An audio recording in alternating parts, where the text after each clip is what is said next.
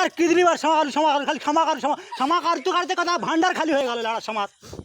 সমার মার কাঁদায় আগুন লাড়া তুমি আবার মার ঠিক করে দাও প্রতিদিন গুদ মারা দিয়েছো গুদের বেটা আমার বাংলায় তোমার গুদ মেরে দেবো জানো তো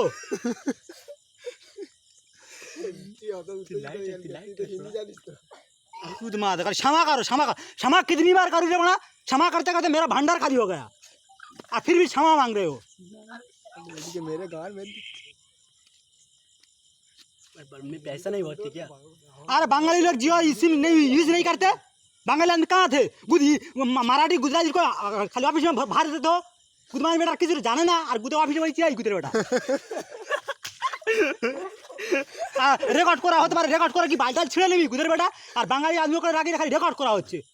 এই রেকর্ডটা শুনি না যে বাঙালি লোক কথা বলতেছে গুদের বেটা বাঙালি লোক দরকার খান কি সওয়াল আমার এবার যদি 99 ধরে তোর গুদ মারবো অফিসে গিয়ে গুদ আগুন লেগে দেয় গুদের অফিস খুলে বসে আছে বাঙালি লোক যদি সিম তালাই পার আসতে গান গুদের বেটা তোর ওই তামিল গিয়ে সিমটা রেখে দে মায়ের গুদে ওই খেলা সারা কর তো কান দেখি রক্ত পড়তে নাকি কান্দে বিজে বেরোচ্ছে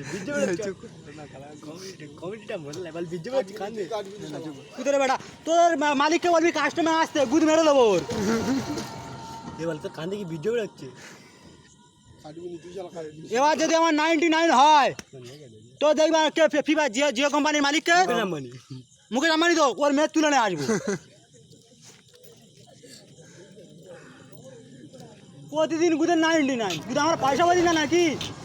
একদিন না পয়সা বললে গুদ তো কই ফিফা তো নেট এমনি দিই না তো এই খানকি ছেলে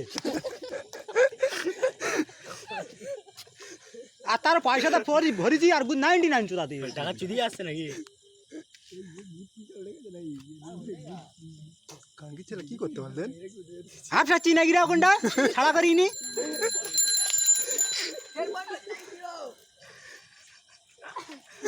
मानी बेटा नहीं स्प्रिंग करती थी स्प्रिंग का मतलब समझते हो